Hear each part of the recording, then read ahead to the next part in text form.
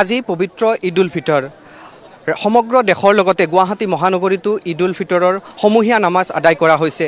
গুৱাহাটীৰ ঐতিহ্যমণ্ডিত গুৱাহাটী গাড়ীগাঁও ঈদগাহ ময়দানতো ঈদৰ নামাজ ইতিমধ্যে সমাপন হৈছে আৰু আজিৰ দিনটোত সকলোৱে সমাজৰ যাতে মংগল কামনা হয়, অসূয়া অশান্তি নাশ হয় তাৰ বাবে সকলোৱে কামনা কৰিছে। এই মুহূৰ্তত মই গাড়ীগাঁও ঈদগাহ ময়দানত উপস্থিত আছোঁ। কিছু দৃশ্যাংশ মই এই মুহূৰ্তত দেখুওৱাৰ চেষ্টা কৰিছোঁ, যিহেতু সমূহীয়া নামাজ ইতিমধ্যেই সম্পন্ন হৈছে আৰু সকলো লোক আজিৰ দিনটোত সমবেত হৈ এনেধৰণে সমূহীয়া নামাজত অংশগ্ৰহণ কৰিছিলে। এমাহ জোৰা যি ৰোজা আছে সেই ৰোজাৰ অন্তত আজিৰ দিনটো ঈদ উল ফিতৰ হিচাপে সকলোৱে অনুষ্ঠিত কৰিছে, সকলোৱে আদায় কৰিছে। আমি বিভিন্ন লোক এই স্থানত আছে, আমি জনাৰ চেষ্টা কৰিম। মই সকলোৰ ওচৰলৈ মই প্ৰথমে আপোনাৰ কাষলৈ আহিছোঁ। আজি এই পবিত্ৰ দিন পোনপ্ৰথমে ঈদ উল ফিতৰৰ শুভেচ্ছা জ্ঞাপন কৰিছোঁ আৰু আজিৰ এই পবিত্ৰ ক্ষণত কি ক'ব বিচাৰিম? অসমবাসী ৰাইজলৈ ঈদৰ শুভেচ্ছা আৰু প্ৰীতি শুভেচ্ছা আৰু অভিনন্দন জনাইছোঁ। এই জগতে আমি বিশ্ব শান্তি ভাতৃত্ব বোধেৰে গোটেইকেইটা শান্তি স্থাপনত থকাৰ কাৰণে আমি আশা ৰাখিছোঁ। এইখিনিয়ে মোৰ ক'বলগীয়া আৰু মই অকণমান আপোনাৰ কাষলৈ আহিছোঁ, যিহেতু আজিৰ দিনটোত বিশেষকৈ গুৱাহাটীৰ গাড়ীগাঁও ঈদগাহ ময়দানত এটা সুকীয়া পৰিৱেশে বিৰাজ কৰে। প্ৰতি বছৰৰ দৰে ইয়াতে এইবেলিও সুকলমে নামাজ অনুষ্ঠিত হৈ গ'ল। পোনপ্ৰথমে মই সমূহ অসমবাসীলৈ ঈদ উল ফিতৰৰ আন্তৰিক শুভেচ্ছা আৰু ঈদ মুবাৰক জনাইছোঁ। 30 দিনীয়া ৰোজাৰ অন্তত ত্যাগ আৰু ভাতৃত্ববোধেৰে আমি একত্ৰিত হৈ গাড়ীগাঁও ঈদগাহ ময়দানত সমূহীয়া নামাজ যি ঈদৰ ৱাজিব নামাজ আমি সম্পাদন কৰিলোঁ আৰু আজিৰ এই নামাজৰ মাধ্যমত আমি বিশ্ব শান্তিৰ লগতে আমাৰ অসম তথা দেশৰ শান্তি আৰু প্ৰগতি আৰু ভাতৃত্ববোধেৰে আমি যাতে দেশখন আগুৱাই নিব পাৰোঁ তাৰ বাবে সমূহ ৰাইজে ইয়াত দোৱা কৰিছে আৰু আশা ৰাখিছোঁ আমাৰ জাতিটো যাতে বিশ্ব দৰবাৰত গৈ জিলিকি থাকে তাৰ বাবেও যে ইয়াত দোৱা হৈছে। এয়া আমি সমূহ অসমবাসীলৈ পুনৰবাৰ আমি আমাৰ ভাতৃত্ববোধেৰে অসমৰ যি সাতাম পুৰুষীয়া ইতিহাস সেইটো যাতে আমি সজীৱ কৰি ৰাখিব পাৰোঁ তাৰ বাবে সমূহ অসমবাসীলৈ আহ্বান জনাইছোঁ। ধন্যবাদ জনাইছোঁ। আৰু আজিৰ এটা পবিত্ৰ দিন, এমাহ জোৰা ৰোজাৰ অন্তত ঈদ উল ফিতৰ হিচাপে পালন কৰা হ'ল আৰু ইতিমধ্যে সুকলমে নামাজ অনুষ্ঠিত হৈ গ'ল। আপোনাৰ ND24ৰ যোগেদি মই আপোনালোকক ধন্যবাদ জনাইছোঁ যে আমাৰ গাড়ীগাঁও ঈদগাহ ময়দানত আপোনালোক আহি আমাৰ এই কভাৰিং দিয়াৰ কাৰণে মই পোনপ্ৰথমে আপোনালোকৰ সংবাদ গোষ্ঠীক ধন্যবাদ জনাইছোঁ আৰু লগতে অসমবাসী ৰাইজক ঈদ মুবাৰক জনাইছোঁ। আশা কৰোঁ আজিৰ ঈদৰ যোগেদি আমাৰ অসমত শান্তি সম্প্ৰীতি ঐক্য ভাতৃত্বভাৱ গঢ়ি উঠিব, ইয়াকে আমি কামনা কৰিছোঁ।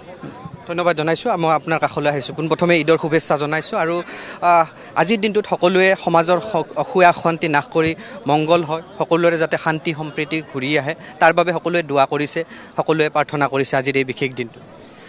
গাড়ীগাঁও ঈদগাহ কমিটিয়ে 10 মাৰ্চৰ পৰাই আজিৰ দিনটোৰ কাৰণে মানে প্ৰস্তুতি চলাই আজিৰ এই দিনটো কেনেকৈ আমি সুন্দৰভাৱে সমূহ ৰাইজৰ লগত লৈ ঈদ উল ফিতৰ নমাজ আদায় কৰিব পাৰোঁ, সেইটো আজি আমাৰ যিটো অপ্ৰাণ চেষ্টা আছিল, আল্লাহে আমাক মদত কৰিলে, বতৰে আমাক সাথ দিলে, তো আমাৰ এই ঈদ উল ফিতৰ নমাজটো সুন্দৰকৈ আমি পালন কৰিলোঁ।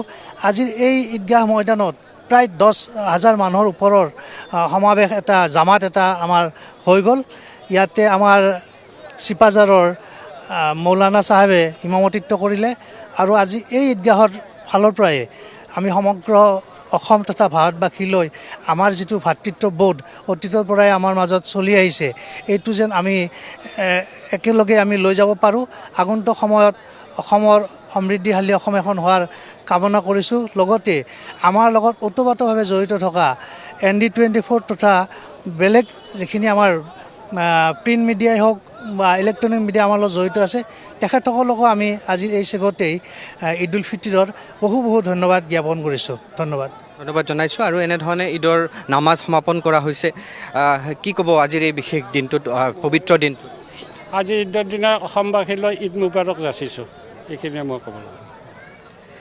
আজিৰ এই পবিত্ৰখনত গোটেই অসমবাসীলৈ মোৰ ঈদৰ শুভেচ্ছা জনাইছোঁ। লগতে এই ঈদেই আমাক একতাৰ এনাজৰীৰে বান্ধ খাই থকাত যাতে আগন্তুক দিনত সহায় কৰে তাৰ ওচৰত আমি আল্লাহৰ ওচৰত প্ৰাৰ্থনা জনাইছোঁ। চবে মিলি যাতে আমাৰ শান্তি সম্পত্তি অক্ষুণ্ণ ৰাখিব পাৰোঁ, সেয়ে ক'ব লগা। আজিৰ এই দিনটোত সকলোৱে সেই কথাই উল্লেখ কৰিছে, শান্তি সম্প্ৰীতি যাতে সকলোৰে মাজতে থাকে, প্ৰতিজনৰ মাজতে থাকে, সেয়াই সকলোৱে কামনা কৰিছে।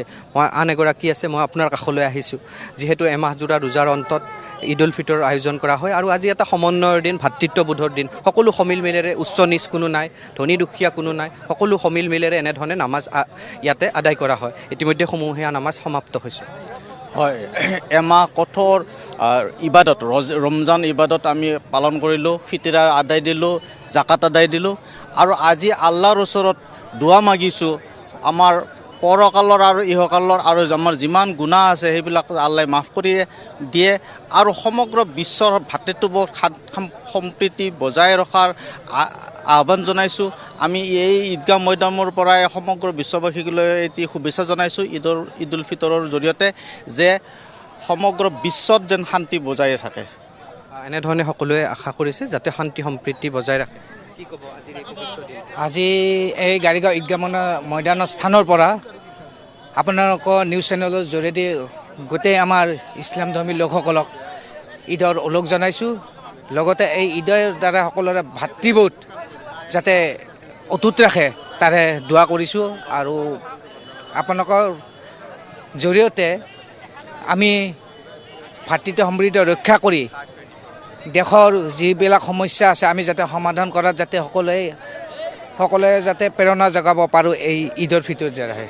ধন্যবাদ জনাইছোঁ। আৰু এয়া আমি গাড়ীগাঁৱৰ ঈদগাহ মৈদানৰ পৰা দৃশ্যাংশ দেখুৱাই যাবলৈ চেষ্টা কৰিছোঁ। ইতিমধ্যেই সমগ্ৰ দৃশ্যাৱলী আমি দেখুৱাইছোঁ, নামাজ সমাপন কি ধৰণে কৰা হৈছে। আজিৰ দিনটোত সকলোৱে আচলতে আশা কৰিছে যাতে ভাল হওক সকলোৰে আৰু দিনটো ভাল যাওক, মংগল হওক।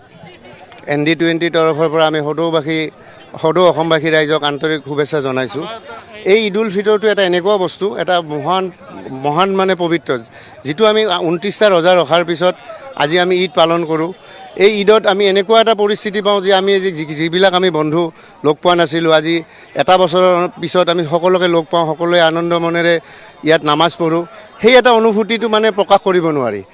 ইয়াৰ জৰিয়তে যাতে আমি আজি যেনেকৈ আমি আনন্দ ফূৰ্তি কৰিছোঁ, আমি সদৌ অসমবাসী ৰাইজে সকলো জাতি ধৰ্ম বৰ্ণ নিৰ্বিশেষে আমি যাতে একতাৰে বান্ধোনেৰে থাকিব পাৰোঁ, এই আশা লৈ আজি আমাৰ ইমাম চাহেবেও দোৱা কৰিছে আৰু আমি যাতে এনেকৈ থাকিব পাৰোঁ, আমি সেই সদৌ অসমবাসী ৰাইজক ইয়াৰ গাড়ীগাঁও ঈদগাহ কমিটিৰ ঈদগাহ ফিল্ডৰ মধ্যস্থানৰ পৰা সকলোকে আহ্বান জনাইছোঁ।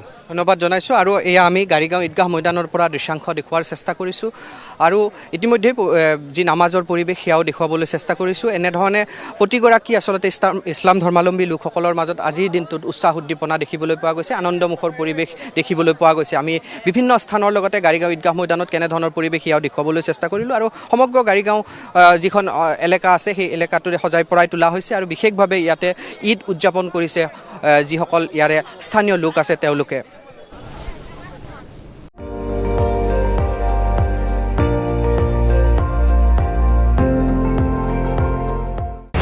আপুনি চাই আছে ND24, সৰ্বশ্ৰেষ্ঠ নহয় সৰ্বোত্তমৰ দৌৰত।